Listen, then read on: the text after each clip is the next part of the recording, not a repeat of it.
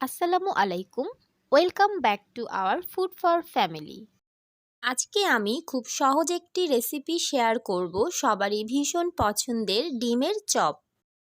ডিম চপ বানানোর জন্য আমি এখানে মাঝারি সাইজের 4টি আলু আর 3টি ডিম সিদ্ধ করে নিয়েছি।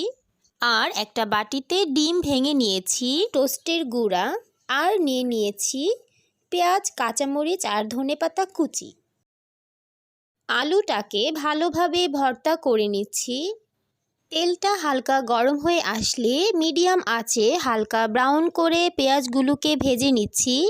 পেঁয়াজটা হালকা ব্রাউন করে ভেজে নেওয়ার পর দিয়ে দিচ্ছি কাঁচামরিচ আর ধনেপাতা কুচি, 1 চামচ চিলি ফ্লেক্স, 1/2 চামচ গরম মশলা, 1/2 চামচ চাট মশলা আর পরিমাণ মতো লবণ। একটু নেড়ে মিশিয়ে নিয়ে দিয়ে দিচ্ছি ভর্তা করে রাখা আলুগুলো। ভর্তাটাকে নেড়ে মশলাগুলোর সাথে মিশিয়ে দিচ্ছি। ভর্তাটাকে 4 থেকে 5 মিনিটের জন্য একটু ভেজে নিব।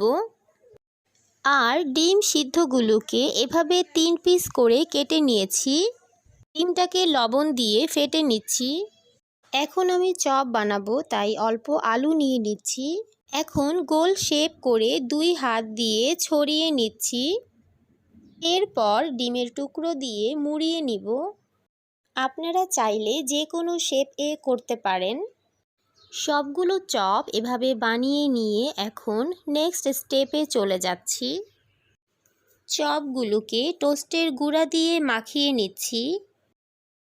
আপনারা চাইলে এখানে ব্রেড ক্রামও ইউজ করতে পারেন। এভাবে সবগুলো চপকে টোস্টের গুঁড়ায় মাখিয়ে নিয়েছি। এখন ডিমের মিশ্রণে গড়িয়ে নিচ্ছি। তারপর আবার টোস্টের গুঁড়ায় মাখিয়ে নিব। দুবার টোস্টের গুঁড়ায় মাখিয়ে নিলে চপের বাইরের লেয়ারটা অনেক ক্রিস্পি হয় আর খেতেও মজাদার হয়।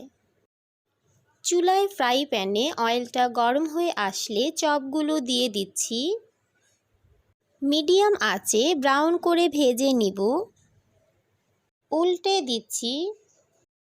দুবার উল্টে পাল্টে ভেজে নিচ্ছি।